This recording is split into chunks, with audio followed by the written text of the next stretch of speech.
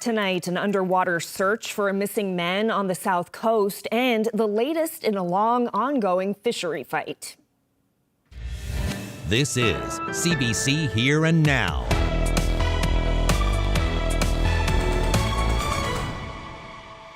Good evening and welcome to Here and Now. We begin on the southwest coast of the island where crews are searching for a missing man believed to have been inside a vehicle that went off the road and into a pond. It happened shortly after 7 o'clock yesterday evening along Route 470 between Burnt Islands and Rose Blanche. Rescue crews pulled a deceased man from a submerged vehicle. Additional crews are now at the scene along with the RCMP underwater recovery team searching for the second man. Well, now to the latest in the crab fishery dispute. Who is to blame for what crab harvesters are calling low prices? One longtime seafood industry analyst says it may be the harvesters themselves. Here Now's Peter Cowan explains. Last year's protests and tie-up delayed the crab harvest by weeks. That meant Newfoundland crab was sold later into the market and then sat in freezers. The inventories that got carried over into December, January, et cetera, were mostly Newfoundland crab. And when people had to discount the price in order to sell that crab, it was Newfoundland crab that was discounted. John Sackton warns that if the tie-up this year is a long one, the same thing could happen again. Some harvesters are hoping outside buyers might be willing to pay more than the $2.60 a pound the processors here are paying.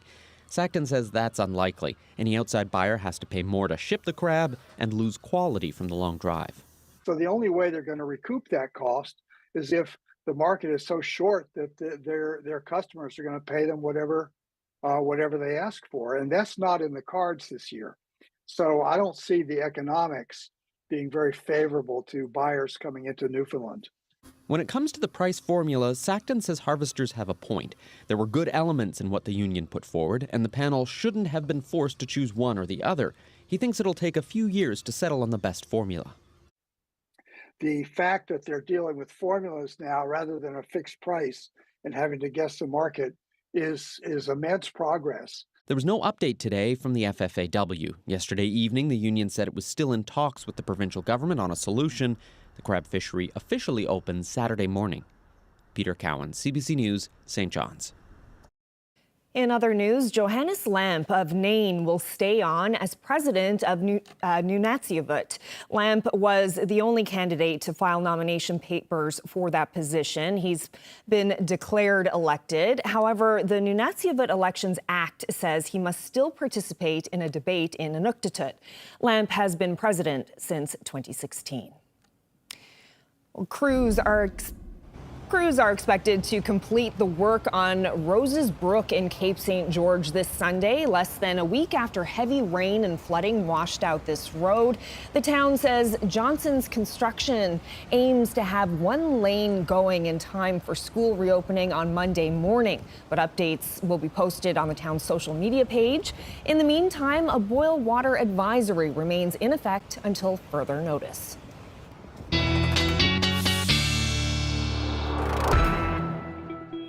Well, taking a look outside right now, it's a bit foggy out there, and it'll stay foggy for most of the night tonight. We've got our temperatures hovering around +1 in St. John's. Feels more like -4 with that wind chill, but those winds, northeasterly winds, are gusting around 30 kilometers per hour. Visibility at the airport down to 0.4 or above 400 meters at the moment. If we take a look everywhere else, or at least other parts of the province, we do have really anywhere in onshore flow is seeing those foggy conditions. Port aux Basques, lots of blue sky. Same thing for Daniels Harbour.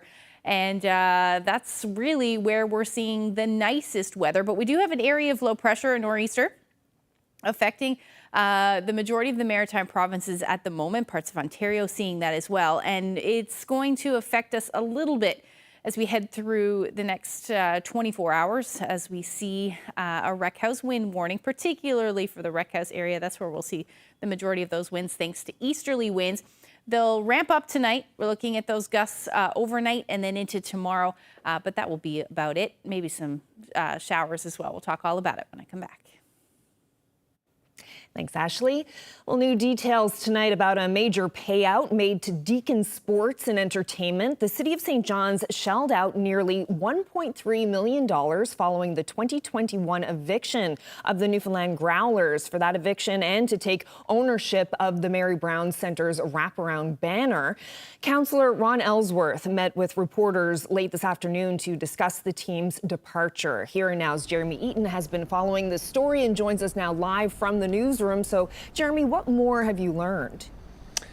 With the news of the Newfoundland Growlers being no more, Ron Ellsworth spoke to reporters about the relationship with Deacon Sports and Entertainment and if hockey will return and how the city plans to fill 36 nights with the loss of an anchor tenant.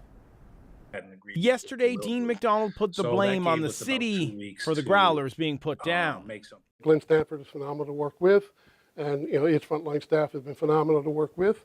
And no, I don't think there's any ill will. I think it's unfortunate we are where we are, and once again, I think really it's the general public who suffer because of this. Ellsworth did disagree with McDonald's assertion that Deacon Sports and Entertainment needed to run the stadium its team called home. His illusion was that he needed to be able to manage the facility in order to make his operation go well. Well, that didn't work very well in Trois-Rivières, right? So he had one agreement here with us where he wasn't managing the facility. In Trois-Rivières, he was managing the facility. Trois-Rivières was out over $1 million because of that arrangement. We don't have that issue. While the name still sits on the side of the building, the Growlers' days on the ice are over, which means the loss of 36 home games here. But that doesn't mean the city is out a lot of cash. Last year, the Growlers added $75,000 to our bottom line, which is about $2,000 per game night. Ellsworth worries about the loss of another local attraction. Here in the city, we're not only worried about dollars and cents of what we do, it's quality of life, right? So, our parks, our recreation, the Loop, Bowling Park, all these things are about quality of life in the city. And the 36 entertainment nights is about quality of life in the city. Ellsworth says the conference center will be busy this year, but St. John's Sports and Entertainment will now get to work to fill the Mary Brown Center. I would anticipate the board will come together and look at what the opportunities are, short and long term. And, Mr. Meade will be working on behalf of the facility to look for other tenants, look for other opportunities. When asked if professional hockey will return, and that's the question that everybody's been asking, Ellsworth once again brought up the name Glenn Stanford, saying that if it does happen, he'll need to be involved. Now, the councillor says the city still has a great relationship with the ECHL and that in the coming weeks there will be a lot of conversations around that. So it is safe to say the door to see pro hockey back here in this province is wide open. Reporting live for Here and Now, I'm Jeremy Eaton in the newsroom. Meantime, fans of the Growlers are lamenting the loss of the hockey team, and local downtown businesses say they're feeling it too. Those hockey games often drew crowds of 3,000 to 4,000 people per night. The Newfoundland Embassy is located across the street from the Mary Brown Centre in St. John's. Its owner says that location meant a full house at his pub, both before and after games. By 7, everyone clears out, and then by 9:30, 9:45, depending on the game, afterwards, you have 4,000 people walk out of the stadium. You need 50, and you were rocking. So that was guaranteed every single night. So it didn't matter what day of the week. It did not matter at all. We were always full. So it's going to be a strange winter, I got to say. Well, staying with sports, Brad Gujou and his team have locked up a spot in the playoffs at the World Curling Championships. And Canada has qualified now here at the World Men's Curling Championship. The St. John's-based team secured a 7-4 win over Norway this morning. That also earned Gujou a spot at next year's Canadian Olympic trials. Team Canada lost by a score of 6-5 in a game against Sweden this afternoon. Gujou's rink now has a record of 8 wins and 2 losses. Well, the Justice Minister is apologizing today for remarks made last month in the House of Assembly. We, the undersigned, petition the Honourable House of Assembly as follows. Have the Minister of Justice ask the Chief Justice of Provincial Court to consider a practice directive which would prohibit opposing counsel from approaching witnesses and which would prohibit counsel from yelling at witnesses. There's no approaching of a witness, so I don't want anyone in this House to mislead what's happening in court here with regards to sexual assault victims. It's a very serious issue, and the lawyers in this province are not re-traumatizing sexual assault victims, whether it's a Crown or a legal aid or a private lawyer in this province. It's not the way it works. It's actually impossible for it to happen. Well, that's part of the exchange in question between John Hogan and justice critic Leila Evans. Evans was presenting a petition to better protect victims of sexual violence, including preventing lawyers from yelling at witnesses. Hogan has come under fire from local women's groups who slam his assertion that it's impossible for lawyers to re-traumatize victims of sexual assault during a trial. Well, today, Hogan said those comments were wrong. And I sort of said those comments, which are wrong. I've apologized for them since. And it was really specifically related to how lawyers can conduct themselves in a courtroom. My experience as a lawyer for a number of years in this province is not related to witnesses who would be survivors. I never practiced in the criminal area or dealt with any survivors who have been through sexual assault or intimate partner violence. So it's sort of my mind went to my experience in questioning witnesses and didn't really, I guess, think about when I was speaking how a survivor in court may be personally affected. Well, in other news, the Journey Project, a local nonprofit, has organized a photo exhibit showcasing the work of 14 survivors of sexual assault. An event at the St. John's Farmers Market today kicked off a province-wide tour. Have a look. With a photo voice project, what it means is that you're using a photo instead of words to relate a message. So this year, our theme was transformation. We want people to think about, what does transformation mean in your journey? What is transformation for you as a survivor? So for some people, as you look through the photos, you can kind of see that there's that they're moving forward, that they're moving towards something, and others they're kind of reflecting back on where they've been, and there's a bit of back and forth on that. And I think that for everyone it's so unique and so individual, and you really see that in the photos. And so the photos essentially can speak for themselves, but we do give opportunity for words in case somebody has more to say. There's such a variety of people taking part here. So people who've never told anyone what's happened to them, people who have been through court processes, people who have been denied a court process, like all of those things are represented over the last few years. And so, I feel like the message has been very broad from all of them, because you're looking at some people who are saying, this worked, this didn't work. I want you to know how hard this was. I want you to know I got through it. I think all of those pieces are there. There's a real sense of empowerment that, there's this control and this ability to tell the story the way you want to tell it, and controlling that narrative. That's been really important for them. And so overwhelmingly we hear that it was a very positive experience, that they felt empowered, that they felt really good about having taken part in it. We definitely want any survivor who feels comfortable to come into the space to show up, for sure. But it's really important for the community to come and show their support for survivors. So when the community members show up, it's a demonstration to a survivor that there is support for them, that we believe you, we want to know where you've been. The community just continues to love it. This is our third year, and we've had requests to bring it to various places over the years. So like some towns have asked us to, schools have asked us to bring it in, any number of places. So we accommodate where we can in that part, but the love for it and the support for it has been really big, because I think it shows people a different side of being a survivor. It takes it out of the legal systems and the court systems, and it's just really, it brings a humanity to it. Well, as I mentioned, that exhibit is hitting the road. People in Grand Falls, Windsor can check it out from April 10th through to the 17th. It's also on in Happy Valley Goose Bay on April 12th and 13th, and on display in Corner Brook from April 19th to the 26th.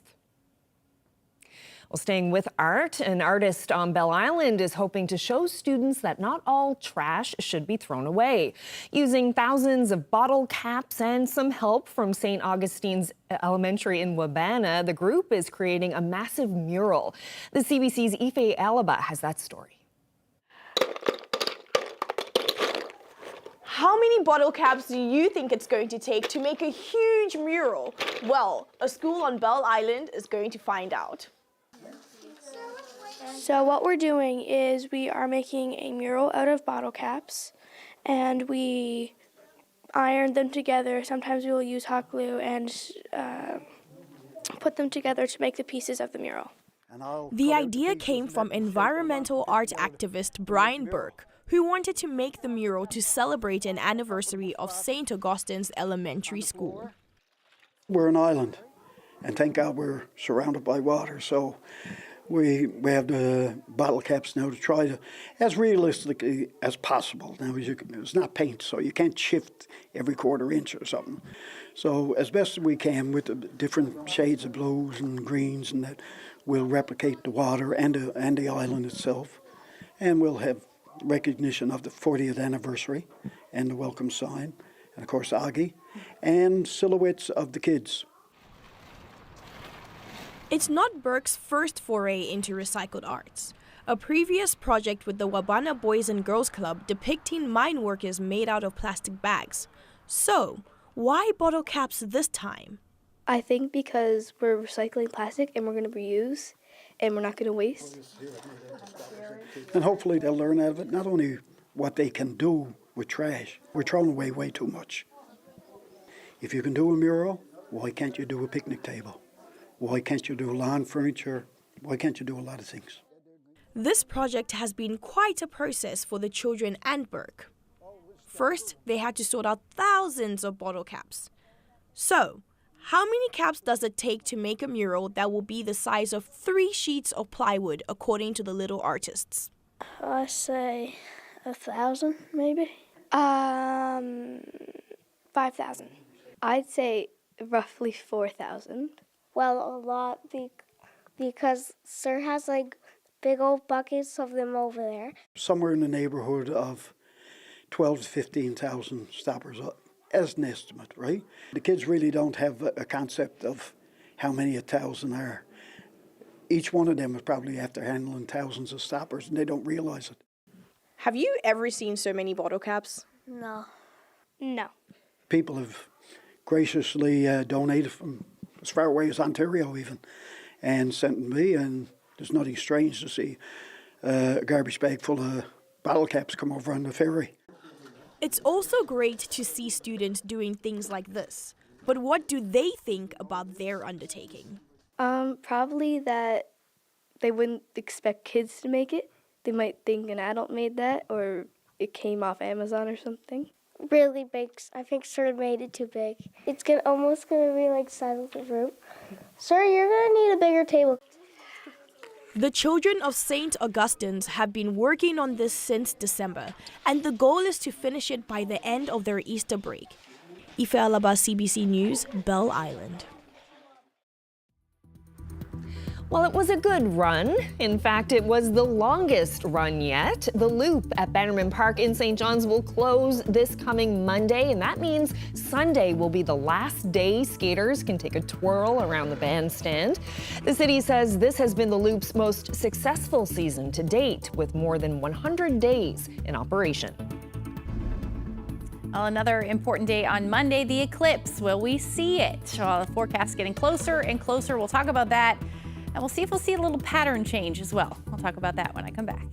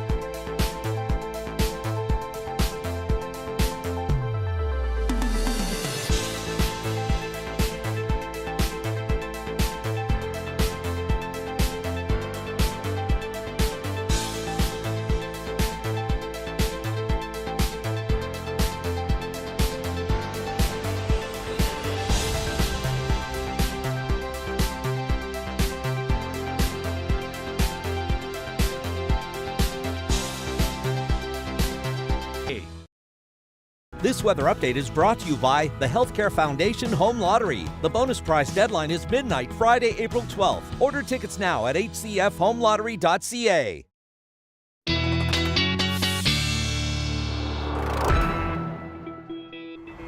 I'll take a look at this. Our Mark Quinn captured this drizzly scene in St. John's Harbor this afternoon.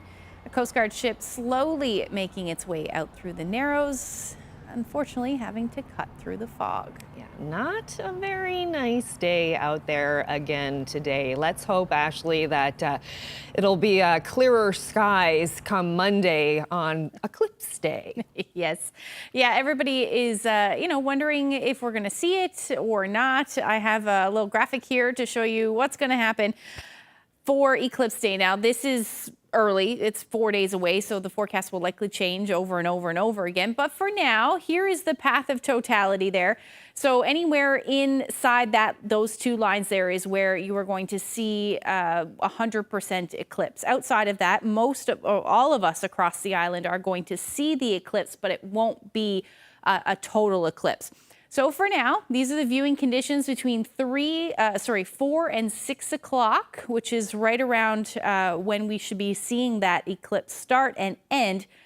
The green is good. So really along the path of totality at this point, looking pretty decent. Where things get a little iffy will be for the Bonavista Peninsula as well as the Avalon. But the closer we get to the end of it, so closer to 6 or 7 o'clock, we should see some clearing. Now, again, this is just one model's interpretation. There's another model of one of the ones that we use regularly that has a thin cloud cover. So anyway, going to keep an eye on it over the next couple of days. But for now, let's hope this trend continues. And that's because we're going to see a bit of a shift in what we're seeing right now. We have been stuck in onshore flow for days now. Northern Peninsula, southeastern portions of Labrador seeing a beautiful afternoon today, warming up quite nicely for parts of the west coast as well. But we do have a little bit of colder air, certainly up across Labrador, and more moderate air across the island at the moment. Take a look at these temperatures today. 13 degrees in Stephenville and Marystown, warmed up to 11 this afternoon. Otherwise, temperatures anywhere from a little bit below zero in Lassie to about +4 or 5. Port aux Basques, Burgeo, all around 7 to 9 degrees today. Labrador mainly looking at your temperatures anywhere from 0 to about +4. So we do have some windy conditions, or things will ramp up, I should say, tonight. But we're looking at 30 to 50 kilometer per hour wind gusts right now. That's leading to a bit of a wind chill out there, feeling more like -4 with that wind chill in St. John's, and down to about 8 degrees in Stephenville, but feeling more like 4. So there's not a whole lot weather-wise. It's mainly just gray. We're seeing some drizzle and some flurries. If I stop the radar picture there, you can see them showing up on the west coast, and parts of the Avalon are seeing that as well. And this is pretty much going to continue. Nothing notable weather-wise, but still that chance of showers or flurries overnight tonight. And again, those winds in the Rickhouse area are going to ramp up. And that will be the story right through your Friday as well. Labrador generally looking at some periods of flurries overnight tonight. That's where the coldest air will be, -2 to -8. Otherwise, hovering around the 0 degree mark, a little bit below, and maybe even a degree above around Port aux Basques. Overall, winds out of the northeast or east around 20 to 40 kilometers per hour. As we get into tomorrow, the nor'easter comes a little closer. Temperatures, again, like we've been seeing over the past little bit, are going to be above 0. Showing snow here. What does fall will likely be very wet, mixed with rain at times, certainly towards the coast. And I think through the day, this will mainly be a wet snow event. As we get into the evening, maybe things will start to stick to the grassy surfaces, but that is about it. And overall on Friday, our temperatures are going to stay anywhere from about 1 to 4 or 5 degrees through the day. The winds will start to ramp up though. Easterly winds 40 to 50 kilometers per hour, pretty much across the board. Now for Labrador, you're looking at your temperatures for central and southeastern portions between 2 and 3 degrees through tomorrow, otherwise a little bit below. And again, just the chance of a few flurries through the afternoon. Now, there is a clearing trend though as we get towards the end of the weekend for parts of the province, as I was just showing you. And we'll talk about that in the long range forecast coming up a little later. Great, thanks, Ashley. Well, now back to the fishery. Harvesters are vowing to once again tie up their boats after the price-setting panel sided with producers on the price of crab. The CBC's Peter Cowan got an outside perspective on this dispute. He spoke with seafood industry analyst John Sackton in Boston earlier today. Peter asked him whether he thinks the crab protest last year has lowered the price of crab in this province this year. Yes, I do. And I think that would definitely continue if the tie-up this year extends. And the reason is as follows. First of all, what happened last year was with a tie-up, it forced most of the buyers who were the most interested in getting crab to go to the Gulf. And that was the first crab sold. And so as the season progressed and as Newfoundland opened up, yes, the market took the Newfoundland crab, but it didn't take it when it was most advantageous and so forth. And so the result was that the inventories that got carried over into December, January, et cetera, were mostly Newfoundland crab. And when people had to discount the price in order to sell that crab, it was Newfoundland crab that was discounted. So that's why you're seeing a price spread right now between the Gulf and Newfoundland in the marketplace.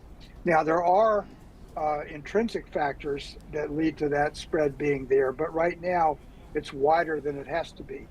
And if the tie-up this year goes to any length of time, more than a few days or a week or so, there's a danger of repeating that whole scenario where the buyers will go to the Gulf, they'll bid up the crab at the Gulf price, they'll think Newfoundland is unreliable, and when Newfoundland comes back on the market and says, hey, we got this crab to sell, the buyers are going to say, well, I already bought some, or I don't trust your production, and so they're going to offer a lower price. So yes, there's an economic cost to this tie-up in a lower price, and with the formula, that ripples back to the entire industry. It's not just the packers who suffer from a lower price, but harvesters do too. Now, the harvesters say that the $2.60 a pound is unfair. The number that they would have started at was around $2.80 a pound. Do you see any validity to their argument that they feel that they're not getting a fair share of the current market price? I see a lot of validity to that. Yes, the harvesters have a point. And the problem this year is that the price board has to choose between two options. And this year they were given two different formulas. And formulas are very complex, and it was very difficult for them under a lot of pressure to say we have to choose one formula versus another. There were a lot of elements, in my view, about the harvester's proposed formula that were very positive. And but in this situation, the price board had to pick one, and they picked the packers formula. I personally think that the fact that they're dealing with formulas now rather than a fixed price and having to guess the market is immense progress. And just to reference Alaska, where I worked for many years, it took the Alaskan industry 2 or 3 years to settle down on a final price formula. It took a lot of negotiations, it took a lot of arbitrations, but the end result was a formula that everybody accepted and that lasted for 15 years or more with no changes.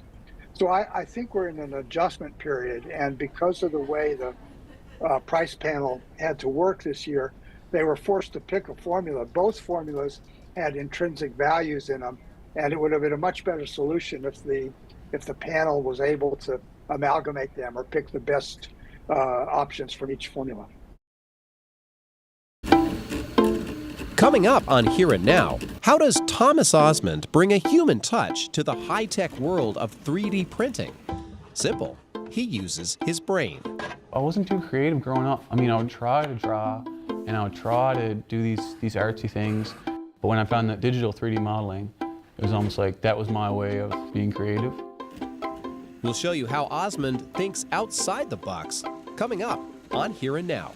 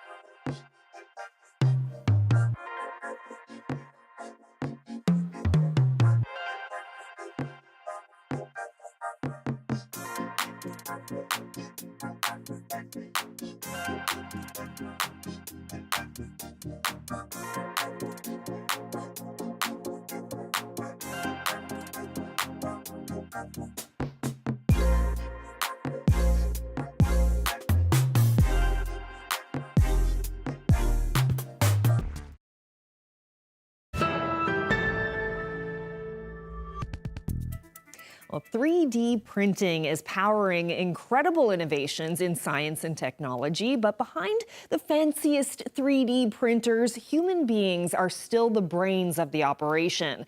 At Memorial University's School of Medicine, there's a 3D printing lab supporting all kinds of education and research, and the beating heart of the lab is its sole employee, a young Memorial grad named Thomas Osmond. Here now, Zach Gowdy has this feature report. I wasn't too creative growing up. I mean, I would try to draw and I would try to do these artsy things, but I never felt like it came to me naturally. But when I found that digital 3D modeling, it was almost like that was my way of being creative. We're at the Memorial University School of Medicine, and they have a 3D printing facility here called the Lab. Now, I heard they make some cool stuff here, so I asked if I could come and do a story. But every person I asked told me that the real story at the lab is the young guy who runs the place. Hi, I'm Thomas Osmond, and I'm the 3D printing technician here at MunMed 3D. And we're here to support the students, staff, faculty, but we also do work externally. You know, anybody can come to us and say, oh, we want this printed, or we want a bit of design work, and we could do that for them. You say we can't, but you mean you can't, right? Yeah, it's just me here, but I don't want to take all the credit. You know, Thomas in the 3D printing lab, you can't download these models, right? Whenever you give him an idea of what you want, he comes back multiple times to make sure that he's doing exactly what you asked. 3D printing is not my area of expertise by any means, and I came with a problem and I explained the situation to him and I showed him what we need, and he was like, oh yeah, we could do that. And I was so happy. Right now I'm just changing the filament on this 3D printer. The filament is basically a plastic, and the plastic is melted inside the tool head or the nozzle, and it's redeposited on the build plate here.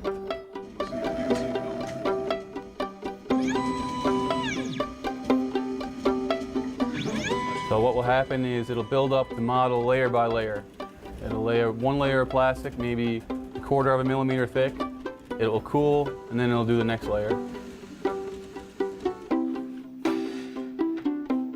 I probably feel that creative jolt somewhere between designing the model, creating the model, and having it in my hands.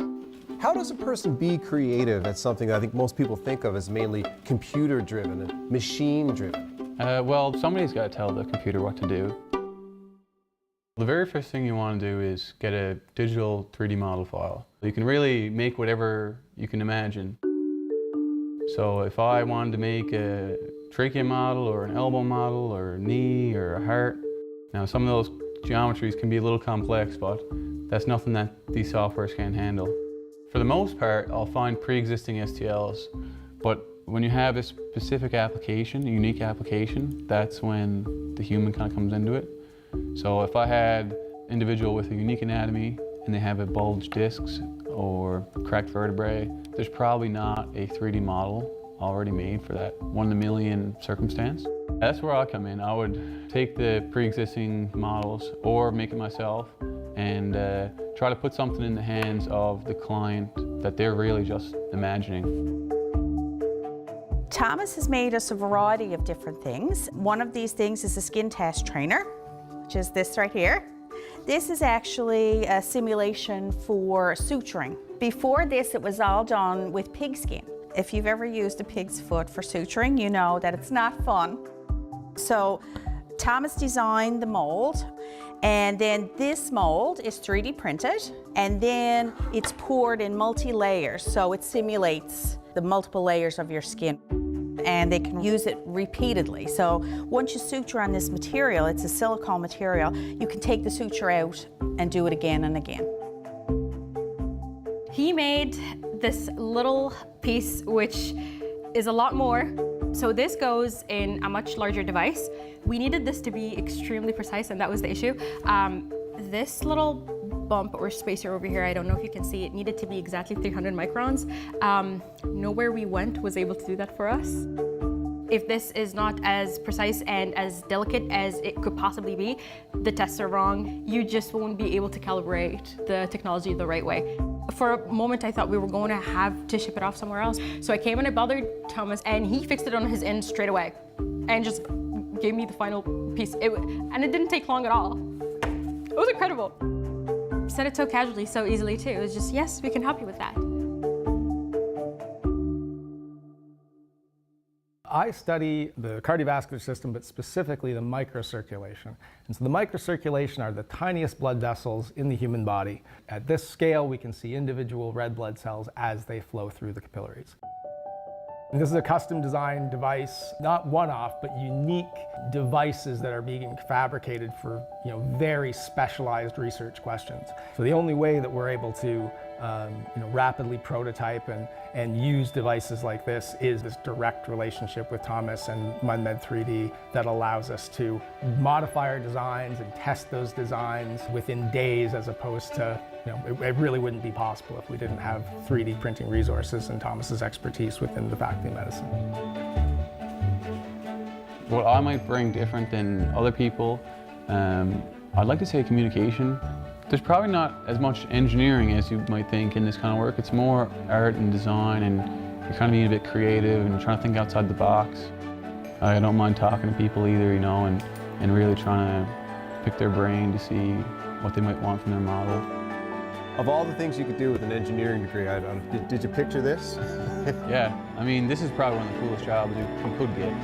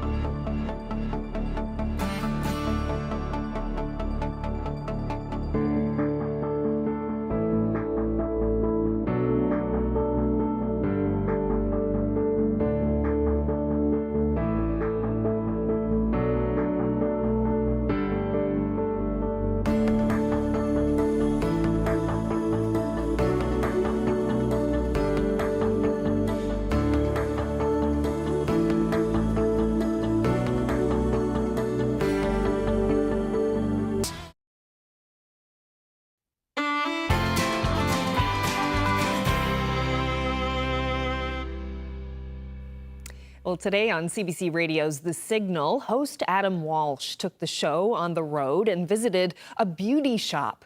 Palm's Beauty Store is a new Black-owned business in St. John's, and as you're about to hear, owner Esther Success wants to offer people something beyond just beauty. Tell me about yourself. Who is Esther Success? Well, my name is Esther Success Ukwe. I'm from Nigeria. I'm 26. I'm currently doing my master's at Memorial University of Newfoundland. I'm doing artificial intelligence, and I happen to have a small business. That's why I'm here today. I also just moved to Newfoundland in 2022. I came here to study and also do my business. So. How long have you been here in the village? I opened here in December. When we first started talking there, you mentioned the client who walked in with some wig work done, right? Yeah. And you said like you do stuff for folks with hair loss. What's the reaction, or how important is it for folks? What do they tell you about after the fact when you help them when it comes to hair loss and wig work or for eyebrows or anything else? For women generally, when you step out of your house with your hair undone or something not looking good, so you feel some sort of way, even if no one's noticing that about you. So I usually get the reaction where people get their hair, the wig like customized, and it helps blending. Like they feel normal. If they feel good about themselves. Because the lady that just walked in here was telling me that she had her first hair loss completely gone, when she was 15, and she's 51 right now. So that's been like 40 years, about 40 years of like having to cope without any hair. And I said to her, like, how did you cope between that time and now? Because like wigs just came out like 5 to 10 years ago. So how did you cope for like almost 20 years with no hair whatsoever? She was like, it was really hard, and like people were mean because like she was in high school and everything. So she was excited. Her mom was here and she was like, oh my God, it feels a lot better. It looks real. Like you don't have to go around looking like everyone's looking at you, or like people are going to pick on you or feel some sort of way. Massive confidence boost, hey? And just like just feeling, that you can walk out without having that type of negativity directed towards you. I mean, I can only imagine how important that would be. Yes, it is. When you look good, you feel good, sort of. But like, it also helps your confidence. It helps how you appear in the world, and like how you, because when you feel confident, people perceive the positive energy from you, and it's just good energy all the way. Well, the brick facades of the Basilica and Confederation Building are landmarks in St. John's, but have you ever seen them made of Lego? An event at the Rooms is showcasing those creations, plus an opportunity for young builders to build something of their own. Most of my life I've been playing Legos. Well, right now I'm trying to build a dinosaur. We have several different things. We have an exhibit of local designs by local people, and they're not Lego sets that you can purchase. It's something out of their own imagination. And we also have a community build area where everyone coming into the Rooms will get a Lego block they can place. And we also have a play area, so any kids 3 and up can play and create and connect with themes for each day and tie it in and go visit our wonderful galleries that we have here. Like you get to build your own house and stuff. Yeah, that would be and plus bonus, we get to be on TV. Wait a minute. This is going to be happening through the weekend, 1 to 4 on Friday, Saturday, and Sunday. Drop in. You get a table, you hang out. We've had some families stay for an hour. There's lots to see and do. And each day we have a different theme. So it's a great way as a family to connect and walk through our exhibitions and wander and have these discussions to find connections and inspiration for what builds they're going to do.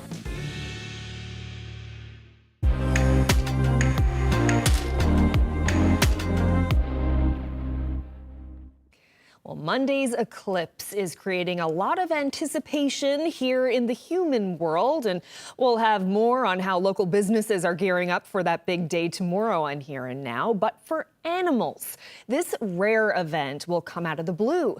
The CBC's Laura Meter looks at how they may react. It's a normal day out here now, but on Monday at eclipse time, it will be much different out here. Christina Hare doesn't expect her dog to notice, but they won't be out here walking during it.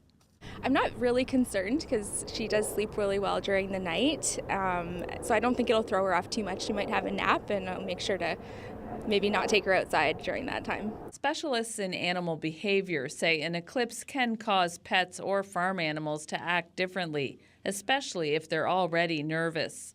This could set them off just a little bit. The big response that is reported is one of nonspecific fear or anxiety, simply because this is so uncertain. Dr. Karen Overall says animals often act as they would at nighttime, but they might also think it's a storm, which could be stressful. For larger animals, having some kind of shelter or a barn can help. Trainers at this Charlottetown track plan to keep their horses in the barn, which is also a darker environment.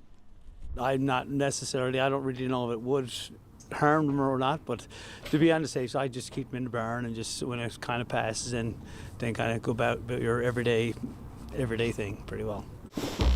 Miles Heffernan says it makes sense to protect human and animal eyes, and vets agree. There are people who will have goggles for their dog. This veterinarian says it is harder to control larger animals, but pets should be kept inside if they're at risk of looking at the sun. Some animals are far more sensitive to different types of light than we are.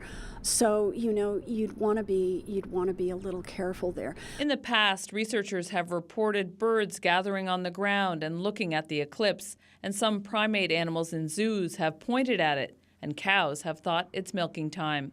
Experts say it's good to plan ahead to keep animals safe. Laura Meter, CBC News, Charlottetown.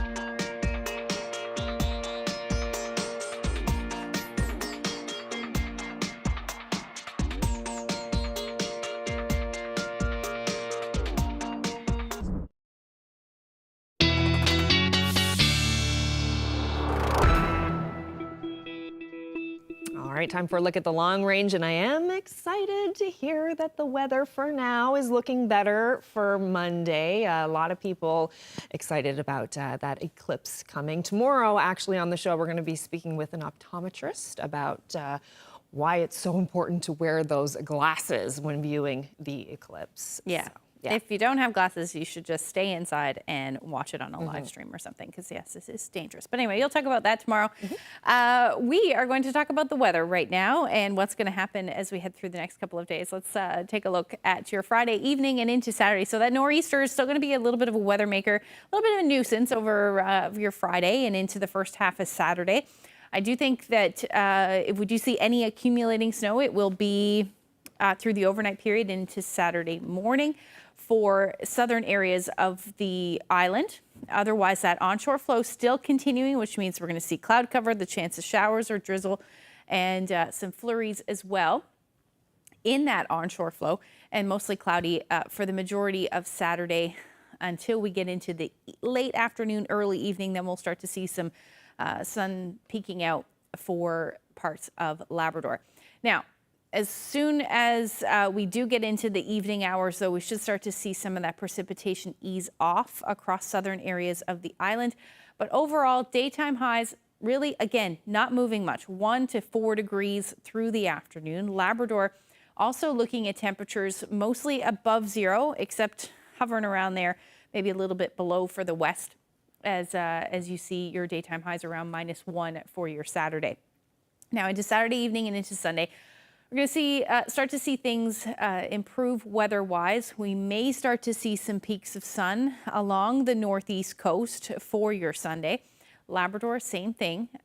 Likely some periods of sun and cloud through the afternoon. But for the most part, the chance of drizzle will stick around, and particularly into the evening hours on Sunday. Eventually, we'll see some clearing skies for the west and south coast. Daytime highs again, 2 to +6 through the day. Northern Peninsula, you'll hover around +3. Labrador starting to stay, I should say, above 0, 5 degrees for Happy Valley, Goose Bay. And Nain, you'll hover around 1. So most areas will be seeing those temperatures near or above 0 for your Sunday. As we take a look at the long range, I still have that chance of some showers or flurries in for the Avalon. Really, St. John's and Eastern Newfoundland, that's not good news for eclipse viewing. But there's a chance we could see some clearing later in the evening, or later in the afternoon, I should say, towards the evening hours. So definitely going to keep an eye on that one. But by the time we get into Tuesday, still unsettled. Daytime highs, 1, 2 degrees. Overnight lows into the 0 or -2 degree range. Then for central Newfoundland, some showers or flurries to start the day on Sunday. It should stay cloudy through the day. Monday, at this point, looking like sunshine. Temperature's pretty nice too, 5 degrees. Return of unsettled conditions as we get into Tuesday.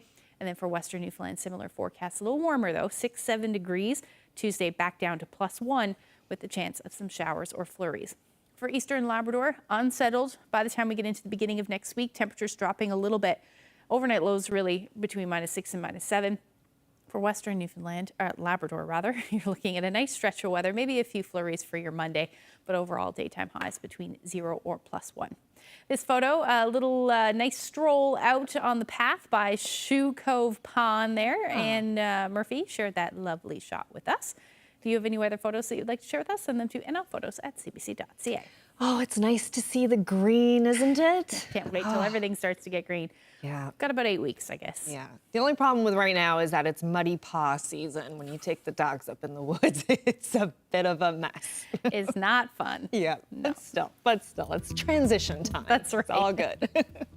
All right. Well, that is it for us. Thank you so much for spending part of your evening with us. Good night.